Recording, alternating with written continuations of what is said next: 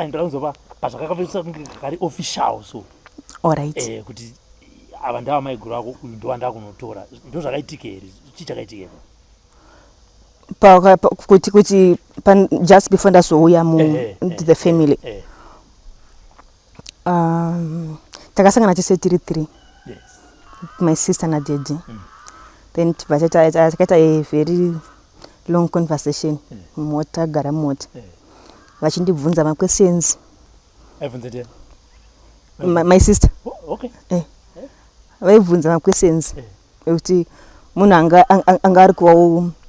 protective murume wake asingada kuti murume wake angonyura because iwo maybe after vaaccepta handiti kuti pauya another wife vaida kuziva kuti munhu ari kuuya uchi munhu akaita sei tizoigira here mumwe munhu anozouya kuti akukonza maproblems mumba kati munhu ane musikanzwa anoda kuzounza zvirwere mubani stuff saka she was vaibvunza maquestions tiita conversation and I was answering my questions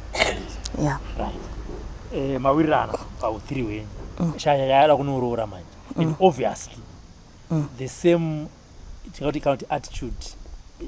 kana kuti negative response yakaona kuna Brenda wamudza kuti chamati I'm dating a married man makuendesa message kuma parents kuti ainini murume anoda kuti andirore akadai so makatanga kunodzana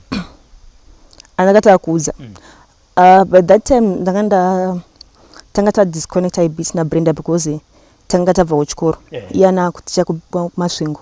nanga ndiri kunoko saka takatomboita but vanhu vanga vari in the picture mostly was my sisters ndo vanga vari pa oyster vamano vaudza kuti nini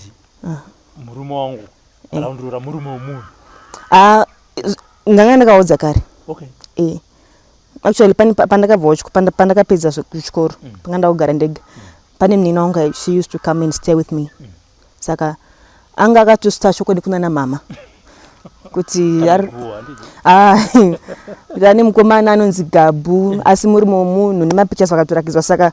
zokuti kuna namama pandakazosvika ndada ndakufura murume zvanga zvakutozikanwa zvanga zvakutozikanwa but havana kukubvunzira kuti iwewe uri kufambisa sei zvatiri kunzwa mama vakabvunza angoti ndo zvawasarudza ndakati